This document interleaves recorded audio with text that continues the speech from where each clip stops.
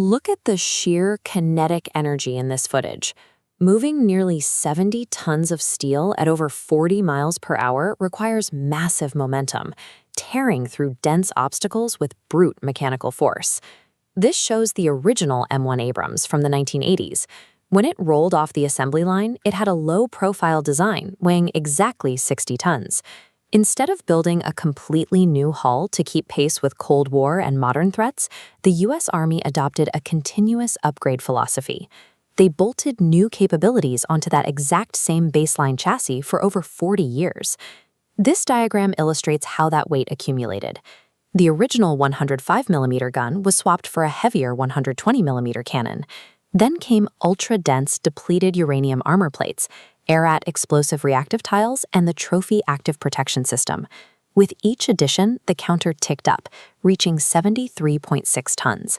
That 73.6-ton figure belongs to the M1A2 SEPv3. It's the most heavily protected and lethal iteration of the Abrams ever fielded by the United States. But packing that much mass onto a 1980s frame pushes the mechanical physics of the vehicle to their absolute limit. The tank reached peak lethality, but its sheer size created a structural dead end that compromised its strategic value. You can see the operational cost of that mass here. These heavy equipment transporters are visibly straining under the weight of the SEPv3 chassis. This introduces the problem of the logistical footprint. A tank is only useful if you can actually transport it to the battlefield. In the European theater, this footprint becomes a severe liability. At nearly 74 tons, the SEPv3 exceeds the safe load-bearing limits of many standard tactical bridges and civilian rail networks, strictly limiting where commanders can deploy their armor. Even when it does deploy, the excess mass degrades the hardware. The tank's internal suspension components wear out faster, and if a SEPv3 breaks down, towing it requires highly specialized, heavy-duty recovery vehicles that struggle with the payload. Moving that weight also demands enormous energy. The Abrams relies on a 1,500 horsepower gas turbine engine that burns through jet fuel at staggering rates. Keeping a 74-ton machine fed requires a continuous, vulnerable supply chain moving right behind the front lines. These compounding physical limits forced the U.S. Army to make a hard pivot. In September 2023, they officially canceled the planned SEPv4 upgrade program. Fixed steel and active protection systems offer zero battlefield advantage if the supply trucks and bridges supporting the tank collapse under its own weight.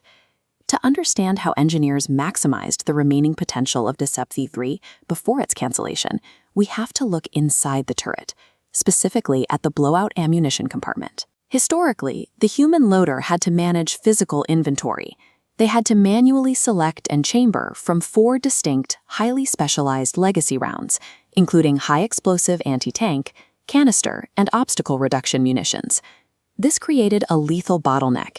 If they chambered an anti-tank round but were ambushed by infantry, clearing the breach and loading the correct canister round cost critical seconds. In combat, those lost seconds dictate survival. The engineering solution was to eliminate the choice entirely. The Army developed the M1147 Advanced Multipurpose Round, which consolidates all 4 of those legacy capabilities into a single physical munition. This animation shows how it works. Inside the gun breech, a digital interface called the Ammunition Data Link connects directly to the M1147. The tank's fire control system sends a data transfer sequence straight into the chambered round. By shifting the decision from physical inventory to real-time data, the AMP turns a dumb kinetic projectile into a software-defined weapon, clearing logistical clutter from the crew cabin. The AMP's programmable fuse has 3 modes. First, point detonate explodes on impact against light armor. Second, point detonate delay penetrates 8 inches of concrete before detonating to neutralize hidden threats. Finally, airburst calculates target distance, exploding mid-air to shower shrapnel on concealed anti-tank teams.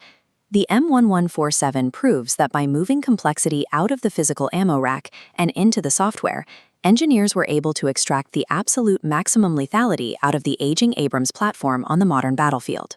But even with smart munitions, software upgrades on a 73-ton chassis offered diminishing returns. To survive the modern battlefield, the Army initiated an entirely new development program, the M1E3. The primary engineering directive for the M1E3 is severe weight reduction.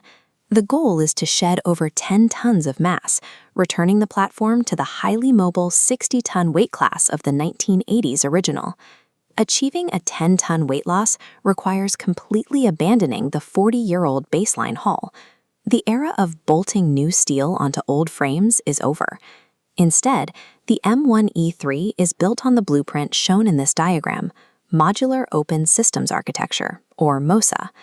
Unlike the rigid, hardwired subsystems of the SEPv3, MOSA uses plug-and-play digital nodes. This architecture allows engineers to hot-swap sensors, countermeasures, and software modules as technology advances.